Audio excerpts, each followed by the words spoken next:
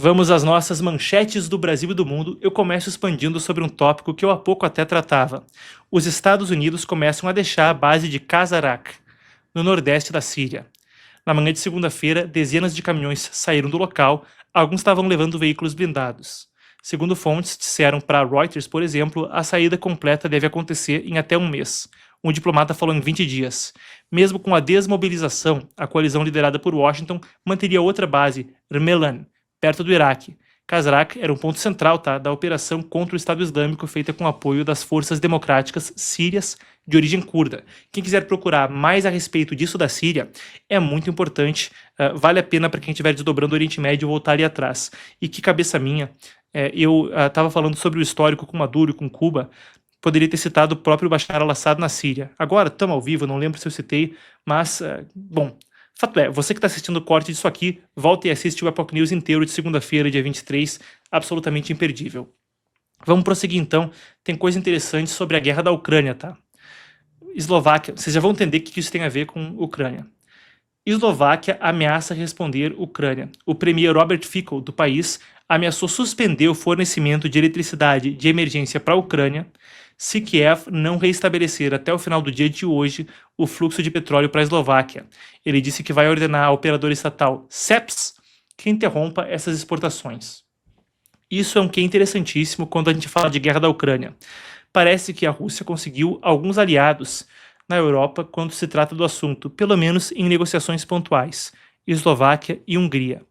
É uma coisa que passa por um cenário geopolítico complexo. Quando a gente pensa nesses países, são os, como se diz no jargão estratégico em inglês, landlocked, travados na terra, países que não têm acesso ao mar e para fazer uma transição, um pivô para receber gás natural e petróleo dos Estados Unidos ou de outro fornecedor.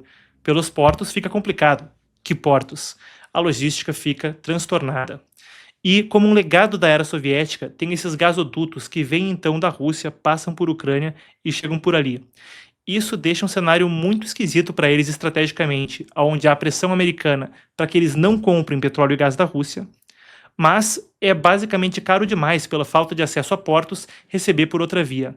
O resultado: os gasodutos e oleodutos por onde a coisa fluía na era soviética precisam continuar operando, e a gente está falando de um inverno brutal no hemisfério norte. Vocês não viram a tempestade de neve nos Estados Unidos? Então, para que a calefação e a indústria funcionem, é necessário que oleodutos como o Druba sigam em atividade. Aí fica esse impasse, então, entre Eslováquia, Hungria e Ucrânia. Agora, passando por Brasil, ou melhor dizendo, pela Ásia e pelo Brasil, Lula está, então, em viagem pela Ásia, passou pela Índia, agora está em Seul, na Coreia do Sul. O presidente sul-coreano Lee Jae-myung e Lula concordaram, então, em ampliar a cooperação em comércio, minerais, tecnologia e cultura. Teve 10 memorandos assinados, incluindo economia digital e a biotecnologia e combate a crimes cibernéticos e narcóticos. Lula disse que o Brasil tem a segunda maior reserva de terras raras e grandes depósitos de níquel, o que é verdade e quer atrair investimento sul-coreano. Uma medida que também ajudaria a diversificar a cadeia de fornecimento de minerais críticos, atualmente concentrada em grande parte com empresas chinesas, e há a pressão americana para que haja essa diversificação. E a Coreia do Sul, claro, como um aliado de Washington, ajuda a expandir esse panorama em termos de uma quantidade maior de gente envolvida nisso aí. Na Índia, Lula e Narendra Modi também assinaram um acordo em cooperação de mineração, tá? Pessoal, o vídeo já volta. Marcos aqui, recado importante. O que você está assistindo é um corte do programa Epoch News, que vai ao ar de segunda a quinta, sempre às 5 horas da tarde, aqui nesse canal. Inscreva-se e não perca nenhuma edição, nem as nossas coberturas especiais de eventos globais. Absolutamente imperdível. Mais uma coisa, hein? O link na descrição vai te colocar no newsletter O Panorama, o nosso newsletter gratuito de geopolítica, que vai sair da superficialidade e, assim como acontece aqui no canal, te colocar em contato com o mundo e a história. Epoch Times presente em 36 países, 23 idiomas, e você vem junto conosco nessa. Se inscreva. E aí, entre outros pontos, já que eu citava a questão de Washington, que também é interessantíssimo a gente desdobrar. Na sexta-feira, a Suprema Corte dos Estados Unidos derrubou as tarifas criadas por Trump. Uma notícia com o impacto de uma hecatombe nuclear. Eu fiz a cobertura com as minhas primeiras impressões e a tradução simultânea do discurso de Trump. Entramos ao vivo junto com o presidente americano, fizemos a tradução ao vivo e eu dei a minha primeira análise, minhas primeiras impressões. Recapitulando, por que a Suprema Corte pode derrubar isso daí? É porque as tarifas foram impostas através da AIPA, que é a Lei de Poderes Econômicos Emergenciais Presidenciais Internacionais. Um nome aí complicado, normalmente eles dão esse título faceiro, né? Que é a sigla disso em inglês, AIPA. Essa é uma lei que dá poderes para o presidente, em situação de emergência, poder impor medidas comerciais extraordinárias. É uma decisão que deixou Trump aí, com os cabelos em pé, falou cobras e lagartos a respeito do assunto, mas entendendo a jurisprudência agora definida de que essa lei permite outras medidas, mas não a imposição de tarifas da forma que foi feita, ele disse que vai reimpor as tarifas utilizando outras rotas legais que vão ser inderrubáveis, mas que não pretende passar pelo Congresso. Amanhã, o primeiro minuto da manhã de amanhã é quando as tarifas vão parar de entrar em vigor oficialmente pela IPA. Trump já reimpôs as tarifas em 10%, logo aumentou para 15%, para que isso coincida então com o fim das tarifas sobre a IPA, e aí vai ter duração de 180 dias. Vale a pena acrescentar que isso gerou um caos total nos mercados mundiais. Vou dar um exemplo para vocês. Agora, a Comissão Europeia cobra que Washington cubra o acordo comercial que já foi dado quando houve a imposição das tarifas de forma anterior. Trump quer enrijecer as tarifas até com base nessa alteração da jurisprudência. A China disse que vai fazer uma avaliação completa, mas Trump está falando, olha, se isso aí vai mudar a forma como a gente estava dando os termos dos acordos, nada feito, e já alerta que os países não tentem nada engraçadinho nesse entremeio. Uma situação complicada para o presidente americano que amanhã vai fazer um discurso perante o Congresso dos Estados Unidos. Todo ano tem o discurso do State of the Union. Vou até convidar aqui Frederico, Daniel, o pessoal da produção. Vamos me ajudar, vamos ajudar o público. Dessa live, já redireciona para a nossa live de amanhã que o pessoal aciona o sininho, tá? Quando essa live acabar, aciona o sininho, que amanhã a gente vai estar fazendo mega cobertura do discurso do Estado da União de Donald Trump, o discurso anual do presidente dos Estados Unidos para o Congresso, que acontece no meio desse ambiente super tenso com as tarifas.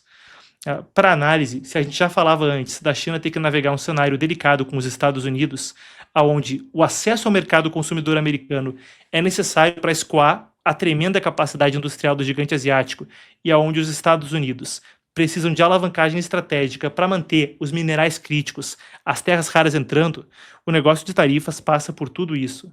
Quando a gente fala da Europa, aí é outra questão, evitar que as tarifas para os europeus virem pressão inflacionária, e tem o debate sobre Big Tech, outras questões nas quais as tarifas eram uma ferramenta de negociação. Tem um toma lá da cá no qual a gente fica de olho enquanto a coisa aí se desdobra. Agora, para encerrar, na Venezuela a gente estava fazendo a cobertura dos pedidos de aprovação de anistia. Houve o anúncio de que seria pautado um projeto para anistia de presos políticos na Venezuela, que chegam agora a mais de 1.500 pedidos. Então a Venezuela registrou até sábado 1.557 pedidos de perdão e libertação, depois que na quinta-feira uma nova lei da anistia foi aprovada.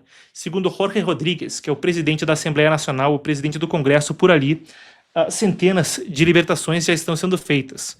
Organizações de direitos humanos dizem que a lei é limitada e que não alcançou muitos presos políticos, incluindo militares.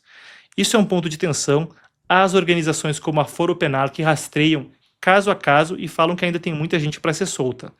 Desde a captura de Maduro, entretanto, um progresso tremendo foi feito, incluindo o fechamento do principal centro de tortura do regime, o El Helicoide. E aí tá a moça, a Delcy Rodrigues. Feito, pessoal. Pessoal, vou... é cada comentário boboca banido aqui. Bom, pessoal, a gente vai ficando por aqui por hoje. E eu vou fazer o convite novamente, tá bom? A gente vai prosseguir amanhã às 5 da tarde com o Epoch News normalmente, mas dessa live você já vai ser redirecionado para a live que está agendada para amanhã. E naquela ali você aciona o sininho, aciona a notificação, manda para si mesmo no WhatsApp, já manda para todo mundo no WhatsApp, na verdade, mas seja como for, fica com isso aí de olho na agenda. Amanhã o Trump vai fazer o discurso para o Congresso, a transmissão vai começar às 9 e pouco, 9h15 está agendada, para a gente desdobrar isso tintim por tintim, e vamos estar falando também a respeito de análise, as estratégias de Trump. Não vou estar sozinho, vai ser demais a cobertura. Às 11 mesmo é quando está marcado, é tarde eu sei, é 2 horas mais tarde no Brasil do que nos Estados Unidos, vai ser 9 da noite em Washington, D.C. 11 da noite, então, no horário de Brasília, Trump começa a fala. E a gente vai estar desdobrando, então, esse discurso com tradução simultânea é o discurso anual do presidente dos Estados Unidos para o Congresso. Tradicionalmente, o State of the Union, Estado da União, é o momento no qual o presidente americano faz um relato para os congressistas, para os parlamentares, de como é que está indo o seu mandato. E aí, imediatamente depois, tem uma resposta da oposição, onde o orador, o principal opositor, vai lá e fala: olha, foi assim que a oposição considerou o discurso do presidente. Esse aqui é especialmente importante, porque no segundo ano de mandato é quando a gente está falando das eleições de meio mandato, as midterms que estão vindo lá em novembro, e que podem alterar o equilíbrio do Congresso em desfavor de Trump. O que é uma possibilidade nada distante. Só um presidente, o Jimmy Carter, conseguiu reter o Congresso desde 79. Tá certo? Então, vamos lá, então. Eu te aguardo amanhã. E eu vou chamar de volta. Quem não preencheu a pesquisa, pedir para a produção colocar de volta. Eu não sei se tem um QR aqui, mas a gente está animado demais para fazer um produto diferente, lindíssimo, que está vindo à tona. A barra aqui tá com a outra reportagem, mas é o QR que está valendo, tá? Então, aqui nesse QR Code, você vai ganhar de graça nossa reportagem a respeito do navio chinês que passou pela América Latina e atracou no Rio de Janeiro. E a gente vai te pedir que, quando você escanear, o que vai acontecer? Você vai preencher um quiz, vai te demorar 2 minutinhos, mas vai dar pra gente uma informação crucial de como a gente pode melhor lhe servir na Copa do Mundo. Não é que a gente está indo para o jornalismo esportivo, mas é porque tem muita coisa para a gente desdobrar com uma Copa que vai acontecer no 4 de julho em uma presidência tão midiática. Então preenche lá, vai ajudar a gente demais a te servir melhor. Feito! Obrigado pela audiência. A gente tinha combinado mais de 1.000 pessoas todo dia, hoje batemos 1.300 e eu gostei demais de estar com todos vocês. Quem não é inscrito, se inscreva. Eu te vejo amanhã às 5 da tarde no Epoch News e eu te vejo amanhã às 9 da noite, porque o bicho vai pegar no discurso do State of the Union de Donald Trump. Até a próxima. Muito obrigado a você que nos acompanhou e eu te vejo lá.